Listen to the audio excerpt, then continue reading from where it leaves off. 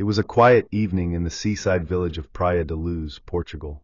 The air was still, the streets calm. Holidaymakers wrapped up another warm spring day under the fading light of the Algarve sun. Families lingered over dinner. Children slept soundly after hours of playing by the pool.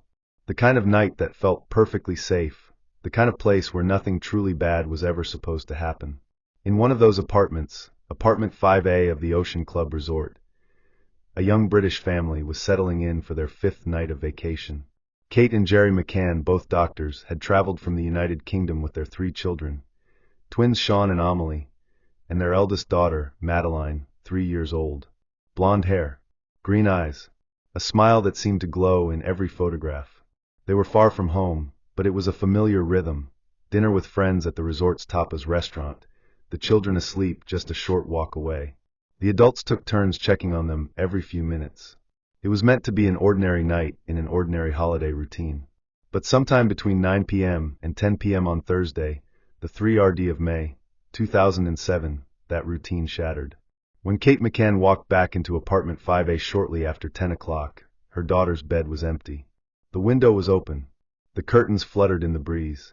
3-year-old Madeleine McCann was gone. What began as a frantic search within the resort grounds would soon turn into one of the largest and most scrutinized missing person investigations in modern history. A case that would draw in police from 2 countries, ignite a global media storm, and divide public opinion for years to come. To this day, the question remains unanswered. What truly happened to Madeleine McCann that night? Behind the cameras, behind the statements, behind the endless headlines, was a story that grew heavier with every passing year. A story about loss, suspicion, and a mystery that refuses to fade. The McCann family arrived in Portugal on the 28th of April, 2007. For Kate and Jerry McCann, both doctors from Leicestershire, England, it was a long-awaited break, a chance to unwind with close friends and spend time together as a family. They'd chosen the Ocean Club Resort in Praia da Luz, a quiet coastal village known for its calm beaches and family-friendly atmosphere. Alongside them were several friends, other parents from back home, traveling with their own children. Together, they made up what locals and the press would later call the Tapas 7, named after the resort's on-site restaurant where the group often dined. It was a familiar kind of British family holiday. Mornings spent by the pool, afternoons at the beach, children running between the apartments and play areas, evenings filled with laughter, shared meals, and the relief of adult conversation once the kids were asleep. The McCann's apartment, number 5A, was on the ground floor, a simple 2-bedroom unit near the corner of the resort complex. The children's bedroom faced the street, with a small window overlooking a narrow walkway. Inside that room stood 2 single beds for the twins, and against the wall, a slightly larger bed for Madeleine. Just a short walk away, roughly 50 meters, stood the Tapas restaurant. It was part of the same resort, separated by a garden, a small gate, and a short path. From their table, the group could not see the apartment directly, but they believed they were close enough to check on the children throughout dinner. Each evening followed the same rhythm. The adults would meet around 8:30, share food and wine, and take turns walking back to their rooms every 20 or 30 minutes to ensure all was well. They had done it each night without incident. It was a system that felt safe, a balance between trust and caution. That Thursday evening, the 3rd of May, began no differently. The day had been warm and easy. The children had played in the resort's kids' club and returned to the apartment around 5:30. Kate bathed them, dressed them in pajamas, read a bedtime story, and tucked them in shortly after 7. Madeleine, in her pink and white Eeyore pajamas, was described as sleepy but cheerful, looking forward to breakfast the next morning. By 8:30, the McCanns locked the patio doors, left through the front gate, and joined their friends at the Tapas restaurant. From the table, they could see the general direction of their apartment, the glow of street lamps, the faint outlines of buildings. Every so often, one of the adults would quietly excuse themselves, walk the short path, listen at the doors, or look in to check that the children were asleep. Around 9:05 p.m., Jerry McCann made his first check. The twins were sleeping peacefully. Madeleine was lying in her bed, blanket pulled to her shoulders. Nothing appeared out of place. At 9:10 p.m., as Jerry returned to dinner, he briefly spoke with another guest, Jeremy Wilkins, outside the apartment. During that moment, another member of the group, Jane Tanner, walked up the street. She later recalled seeing a man carrying a small child dressed in light-colored pajamas, walking quickly across the road. At the time, no one thought much of it. Dinner continued. Conversation filled the air. The next routine check was at 9:30 p.m., this time by another friend. Again, nothing seemed unusual. But when Kate McCann rose for her turn at around 10 p.m., she expected the same reassurance: quiet, sleeping children, the comfort of normality. Instead, she stepped into a silence that didn't feel right. The bedroom door was wider than she remembered leaving it. The window open. The curtain moving gently in the night air. And Madeleine's bed empty. In that moment, the peace of Praia da Luz shattered. A search began inside the apartment, then across the resort grounds, then out into the streets and the beach beyond. Within minutes, neighbors, resort staff, and holidaymakers were combing through dark alleys and parking lots, calling out her name. But there was no trace of her. By 10:15 p.m., the police had been called. The McCann's holiday, and their lives, had changed forever. What happened inside apartment 5A that night would soon become the focus of an investigation stretching across continents, one that exposed deep flaws, conflicting theories, and a mystery that has endured for nearly 2 decades. The evening of Thursday, May 3, 2007 began like every other night of the McCann's vacation. Around 8:30 p.m., Kate and Jerry McCann left their apartment at the Ocean Club Resort. They joined their friends at the Tapas restaurant, just a short walk away, a familiar routine that had come to define their holiday. The children were asleep. The doors were locked, and every few minutes, one of the adults would leave the table to check on them. At 9:05 p.m., Jerry stood up for the first check of the night. He walked back along the narrow path, through the small gate, and into apartment 5A. Inside, everything was quiet. The twins, Sean and Amelie, slept soundly in their cots. Madeleine lay in her bed, her favorite soft toy beside her pillow. Jerry adjusted the bedroom door, looked in one last time, and left the apartment. On his way back to the restaurant, he encountered another guest, Jeremy Wilkins, a man he knew from playing tennis earlier that week. The two spoke briefly under a streetlight near the corner of the apartment. It was a short conversation, lasting only a few minutes. But during that same moment, another member of the group, Jane Tanner, walked up the street. Jane would later recall something unusual: a man crossing the road, holding a young child in his arms. The child appeared to be asleep, dressed in light-colored pajamas. The man walked quickly, his head turned away, moving in the opposite direction of the resort. Jane noticed him only briefly, a passing glance, and assumed it was another parent carrying their child to bed. None of them knew it then, but her sighting would become one of the most scrutinized moments in the entire case. Back at the restaurant, dinner continued. Plates were cleared, wine glasses refilled. At 9:30 p.m., another friend, Matthew Oldfield, offered to do the next round of checks. When he reached apartment 5A, he didn't go inside the children's room fully. He listened from the doorway. Hearing no noise and seeing no sign of movement, he returned to dinner, assuming everything was fine. The night moved on. Nothing seemed out of the ordinary. Until 10 p.m. Kate McCann stood up from the table for her turn to check on the children. She walked the familiar path back to the apartment, a path she had taken every night of the trip. But when she reached the front door, something felt wrong. The bedroom door, which she remembered leaving slightly ajar, was now wide open. She stepped inside. A cold draft brushed against her. The window open. The shutters raised. The curtains shifting with the wind. The twins were asleep. But Madeleine's bed was empty. Kate looked again, then again, calling her name, searching under the beds, in the wardrobe, the bathroom. No sound. No movement. Her voice broke the silence. Madeleine's gone. Someone's taken her. Within seconds, Jerry sprinted back to the apartment. The friends followed. Lights flicked on across the resort as word spread. Guests and staff began to search the grounds, the pool area, the parking lot, the nearby beach. Others ran through the streets, shouting her name. Madeleine! Madeleine! The front door remained unlocked, the window still open, the bedcovers undisturbed. At 10:15 p.m., the police were called. Officers from the GNR, Portugal's National Republican Guard, arrived within minutes. They began by inspecting the apartment, speaking briefly with the parents, and organizing a search of the surrounding area. But by then, more than an hour had passed since Kate first raised the alarm. Locals joined the search, using torches to scan empty lots and scrubland. Some combed through trash bins and drainage tunnels. Others drove along the coastal roads. Yet there was no trace, Not a sound, not a sighting, nothing. As dawn approached, confusion turned to disbelief. By morning, the Portuguese police were treating the area as a potential crime scene. They sealed off apartment 5A, took statements, and began piecing together what had happened, or what might have happened, during those critical 90 minutes. In the days that followed, another eyewitness came forward, an Irishman named Martin Smith. He reported seeing a man carrying a young girl in his arms, walking downhill toward the beach around 10 p.m., near the time of the disappearance. The child, he said, appeared to be around 3 or 4 years old, dressed in light-colored pajamas with blonde hair. His sighting differed from Jane Tanner's, a different direction, a different moment, yet hauntingly similar details. Two strangers, both describing a man with a child on the same night, in the same small town. Which one, if either, had seen Madeleine McCann?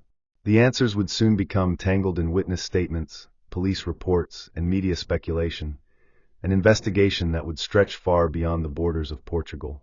But in those early hours, the only thing anyone knew for certain was that a little girl had vanished, and no one could explain how. The first night ended in confusion. The following morning began with questions that no one could yet answer, and an investigation that was already falling behind. By sunrise on May 4, 2007, the small resort town of Praia da Luz had changed. The McCann's apartment, once a quiet holiday home, was now a crime scene. Police tape stretched across the entrance, journalists began arriving at the gates, and the first official investigation into Madeleine McCann's disappearance had begun. But from the very first hours, confusion and miscommunication clouded the search. The initial response from local police, the GNR, focused on a missing child, not an abduction.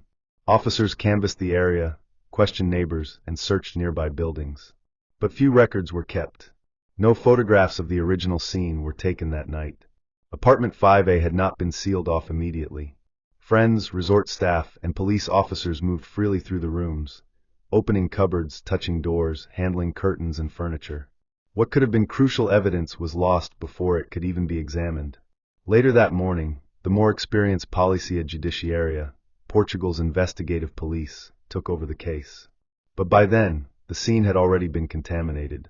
A small window of opportunity to preserve fingerprints, footprints, or traces of DNA had closed. Border controls were not alerted until several hours later. No roadblocks were set up that night, and while airports and ports were eventually contacted, that delay proved critical. In a coastal region with easy access to Spain and beyond, the possibility that a child could have been taken out of the area was growing with each passing hour. Witness statements were taken, but many conflicted. Timelines varied. One statement said a man was seen at 9:15. Another said 10 o'clock. Some said the apartment's shutters were open, others said closed. The early hours of the investigation were defined not by clarity, but by contradiction. As word spread, the British media arrived in force. Satellite vans, cameras, microphones, all gathered outside the resort gates. Within 24 hours, Madeleine's face was on television screens across the UK. Newspapers ran front-page headlines. The story was personal, emotional, and instantly global. Find Madeleine. Donations poured in. But the media spotlight that brought attention also brought pressure. Pressure on the Portuguese police to act quickly, and pressure on investigators to deliver answers they didn't yet have. The British and Portuguese police systems soon began to clash. The British approach emphasized coordination, rapid alerts, and media involvement. The Portuguese system, shaped by a strict judicial secrecy law, valued quiet investigation and control of information. Reports began to circulate that the two teams were struggling to work together, differences in language, communication, and method widening with every day. As the search expanded and public interest intensified, the focus of suspicion began to shift. Early theories centered on abduction, a break-in, a stranger, a planned kidnapping. But without clear evidence of forced entry or footprints, investigators started to consider other possibilities. Could the explanation lie closer to home? These early doubts were not yet accusations, but they marked a turning point, a subtle change in tone, both in the investigation and in the headlines. Behind closed doors, detectives debated every detail. The open window, the timing of the checks, the friends' statements. Outside, cameras filmed every movement of the McCanns, every step, every expression, every word. The family that had once been victims of tragedy were now also subjects of scrutiny. Within just a few days, the disappearance of Madeleine McCann had become not only a criminal investigation, but a global media event. And as the world searched for answers, the investigation was already beginning to fracture. By late summer 2007, the tone around Praia da Luz had shifted. The once sympathetic headlines were growing sharper, the public mood changing. What began as a desperate search for a missing child was transforming into something far more complex and far more personal. After months of frustration, the investigation had reached a breaking point. The Portuguese police, under mounting pressure to deliver answers, began turning their focus inward, toward the very people who had lost the most. In August 2007, Kate and Jerry McCann were formally declared arguidos, official suspects. The change in status was seismic. For the McCanns, it meant crossing from grieving parents into the heart of a criminal investigation. Detectives cited inconsistencies in statements, unexplained DNA traces, and the reactions of trained cadaver dogs brought in to search both the apartment and the family's rental car. British sniffer dogs had alerted inside apartment 5A, and later, in the McCanns' hired Renault Scenic. The results ignited international speculation. Was this a breakthrough, or a tragic misinterpretation? But the science was never definitive. The traces found were inconclusive, not proof of guilt, only fuel for rumor. Yet in the court of public opinion, those details were enough to change everything.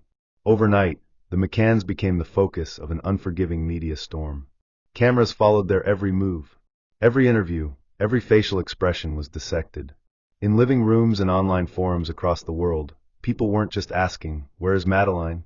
They were asking, "What if the parents know more than they're saying?" The pressure was relentless. Under scrutiny from both police and press, the McCanns fought back, hiring lawyers, launching a website, and starting the Find Madeleine campaign to reclaim the narrative that had slipped from their hands. As weeks turned into months, the story stopped being only about a missing child. It became a study in suspicion, grief, and the power of perception. Experts would later describe the McCann case as a textbook example of how media coverage can warp public understanding, blurring the lines between reporting and accusation. By late 2007, the investigation had lost its center. A child was still missing, but attention had shifted elsewhere. The lines between fact and theory, between justice and judgment, were growing harder to see. And for Kate and Jerry McCann, the fight for their daughter was now shadowed by a new and devastating battle, the fight to prove their innocence. As weeks turned into months, the disappearance of Madeleine McCann became more than a local tragedy. It became a global story. Her photograph was printed on front pages across continents, pinned to walls, posted on airport boards, and broadcast in nearly every language. A small child from Leicestershire, now known to the world simply as Maddie. With the Portuguese investigation stalling and tensions growing between local police and British authorities, Kate and Jerry McCann took matters into their own hands. They launched a private fund, Madeleine's Fund, leaving no stone unturned, dedicated to finding their daughter. Private investigators were hired. Retired detectives, ex-MI5 officers, and child abduction specialists joined the effort. Leads poured in from all corners of the globe, sightings in Spain, Morocco, Malta, even Australia. Each one was chased. Each one eventually faded. By 2008, the Portuguese authorities closed the case, citing insufficient evidence. For the McCanns, that was unthinkable. They continued their search, traveling across Europe, speaking publicly, and keeping Madeleine's story alive. In 2011, the British government announced a new review, Operation Grange, led by London's Metropolitan Police. Its mission, to re-examine every piece of evidence gathered in Portugal and to conduct a full-scale reinvestigation. It would cost millions of pounds and last over a decade. What Operation Grange found would reignite public debate. The team concluded that an abduction remained the most likely scenario. They focused on several key suspects and hundreds of potential leads, ruling out many of the early theories while giving new life to others. The first, and still most widely accepted theory, that Madeleine was taken by a stranger. The area around the Ocean Club was known for transient workers and petty thefts. Some reports suggested a burglary gone wrong, interrupted by a child waking in her bed. Others pointed to organized child trafficking networks known to operate across Europe and North Africa. Yet, despite hundreds of interviews and searches, no confirmed trace of Madeleine was ever found. The second theory was darker and far more controversial, an accidental death covered up. This theory, whispered early in the investigation and amplified later by sections of the press, suggested that Madeleine may have died in the apartment, and that the truth had been concealed. Portuguese police leaned heavily toward this line of thought in 2007, particularly after British cadaver dogs alerted to the scent of blood and human remains in apartment 5A, and later, in the McCann's rental car. But DNA evidence proved inconclusive. No body, no confession, no definitive proof. And then there was a third theory, one that pointed not to a single intruder, but to local involvement. Some witnesses spoke of suspicious individuals seen near the resort in the days before the disappearance. A few speculated about human trafficking rings operating in the Algarve. Others wondered if someone from within the Ocean Club itself, staff, a contractor, or a local acquaintance, might have had knowledge of the family's routine. Over the years, these theories have come and gone, rising with new headlines and fading with time. Yet, none have fully explained the events of that night. In 2013, British authorities released new EFITs, computer-generated images of potential suspects, based on previously overlooked witness accounts. They renewed appeals for information, triggering another wave of global attention. But again, no breakthrough came. Then, in June 2020, a new name surfaced, Christian Bruckner, a 43-year-old German man already imprisoned for unrelated crimes. He had lived in the Algarve region around the time Madeleine disappeared. German prosecutors declared they believed she was dead and that Bruckner was responsible. But as of today, no charges have been filed in connection with Madeleine's disappearance. Bruckner maintains his innocence, and the investigation continues. Nearly 2 decades have passed since that night in 2007. The case file now fills thousands of pages. Hundreds of suspects have been questioned. Tens of millions of pounds have been spent. Yet one thing remains unchanged, the question that began it all. What happened to Madeleine McCann? Behind the theories, the forensics, and the media storm, there is still a missing child. A family without answers. And a mystery that endures, not for its intrigue, but for its haunting absence of truth. The world may have moved on. But for Kate and Jerry McCann, and for those who still remember that quiet night in Praia da Luz, the search has never ended. 18 years have passed since that night in Praia da Luz. Today, apartment 5A still stands at the edge of the Ocean Club resort, quiet, shuttered, and largely unchanged. Tourists still walk those cobbled streets, but the echoes of May 3, 2007, never truly faded. For some, the case became a story about media, justice, and public obsession. For others, it remains something far simpler, the story of a missing little girl who was never found. Despite countless investigations, global appeals, and renewed police efforts, no confirmed trace of Madeleine McCann has ever been discovered. No remains. No verified sighting. In 2020, German prosecutors announced they had what they described as concrete evidence that Madeleine was dead, linking convicted offender Christian Bruckner to her disappearance. Yet, they released no details, no body, and no conclusive proof. The McCanns publicly responded with caution and pain, reaffirming that until definitive evidence is shown, they will continue to believe their daughter is alive and can still be found. Kate and Jerry McCann remain steadfast. Over the years, they have balanced public life with private grief, raising their twins while continuing their advocacy for missing children. Their campaign has led to new European systems for rapid child alerts, improved cross-border cooperation, and greater international awareness of abduction response procedures. In many ways, Madeleine's case changed how the world searches for the missing. But beyond the policies and investigations lies the deeper, more human reality. What happens when a mystery never closes? For every family like the McCanns, time becomes both an ally and an enemy. Each new lead brings a spark of hope, each silence another layer of loss. The unanswered questions become part of daily life. What happened? Who knows the truth? Will we ever find her? As the years pass, theories may fade, memories may blur, but for those who still follow the case, and for the parents who wake each morning to the same question, the story isn't history. It's present tense. Somewhere, perhaps, the truth still exists. Somewhere, someone knows what happened that night. Until that truth is found, the world continues to search, for answers, for justice, and for a little girl named Madeleine McCann. Nearly 2 decades have passed since that warm evening in Praia da Luz. The world has changed, yet the questions remain exactly the same. Madeleine Beth McCann would be 22 years old today. For her parents, Kate and Jerry, that number is difficult to say aloud. not because it marks the passage of time, but because it marks every year without answers. The official record remains frozen in uncertainty. No confirmed sightings, no verified remains, and no conclusive explanation of what happened in apartment 5A. In 2020, German prosecutors made headlines once again. They announced they had evidence that Madeleine was dead, linking a convicted German offender, Christian Bruckner, to the case. It was the strongest claim any law enforcement agency had made in over a decade. But when asked for details, they declined to release them. No physical proof, no body, no confession. Only a statement, heavy with implication, but light on certainty.